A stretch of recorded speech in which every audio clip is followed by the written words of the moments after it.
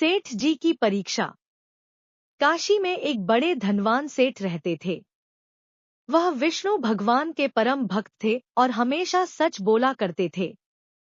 एक बार जब भगवान सेठ जी की प्रशंसा कर रहे थे तभी माँ लक्ष्मी ने कहा, स्वामी, आप इस सेठ की इतनी प्रशंसा किया करते हैं, क्यों न आज उसकी परीक्षा ली जाए और जाना जाए कि क्या वह सचमुच इसके लायक है या नहीं।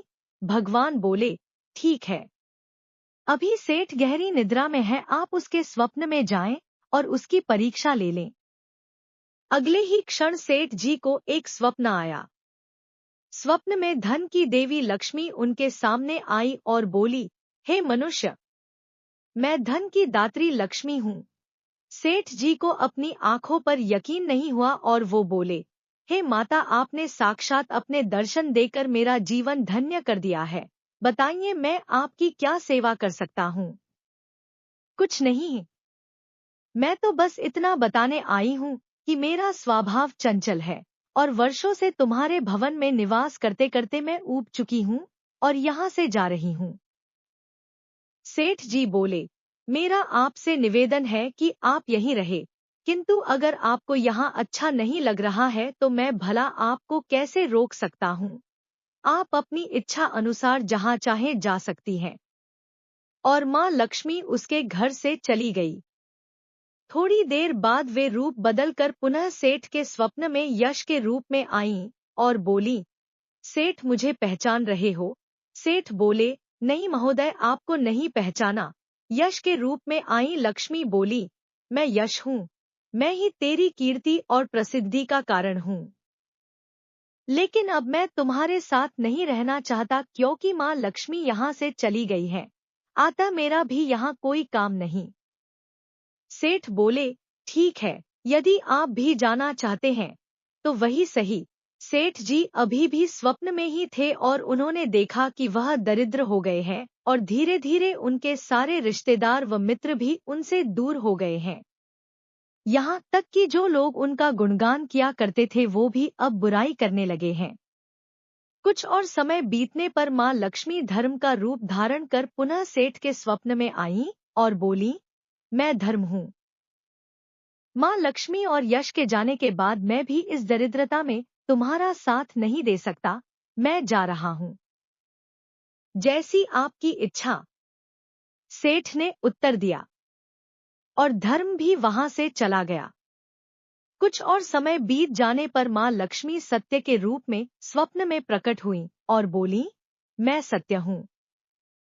लक्ष्मी, यश और धर्म के जाने के बाद अब मैं भी यहाँ से जाना चाहता हूँ। ऐसा सुन सेठ जी ने तुरंत सत्य के पांव पकड़ लिए और बोले, हे महाराज, मैं आपको नहीं जाने दूंगा।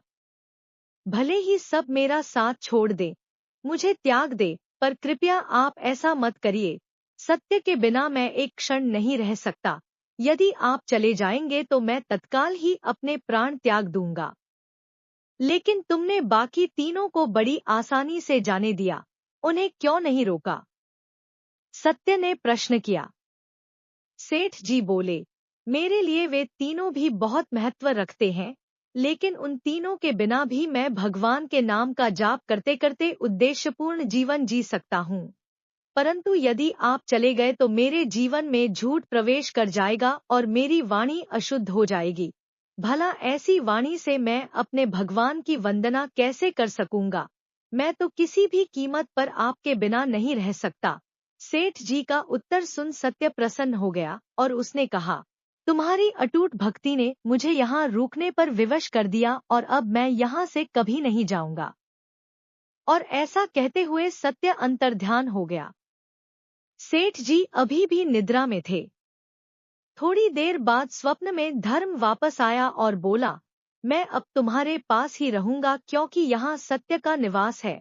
सेठ जी ने प्रसन्नतापूर्वक धर्म का स्वागत किया।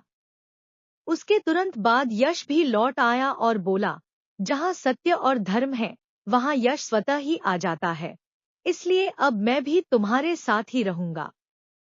सेठ जी ने यश की भी आव भगत की और अंत में माँ लक्ष्मी आईं। उन्हें देखते ही सेठ जी नतमस्तक होकर बोले, हे देवी, क्या आप भी पुनः मुझ पर कृपा करेंगी? अवश्य, जहाँ सत्य, धर्म और यश हो वहाँ मेरा वास निश्चित है, माँ लक्ष्मी ने उत्तर दिया। यह सुनते ही सेठ जी की नींद खुल गई। उन्हें यह सब स्वप्न लगा, पर वास्तविकता में वह एक कड़ी परीक्षा से उत्तीर्ण होकर निकले थे।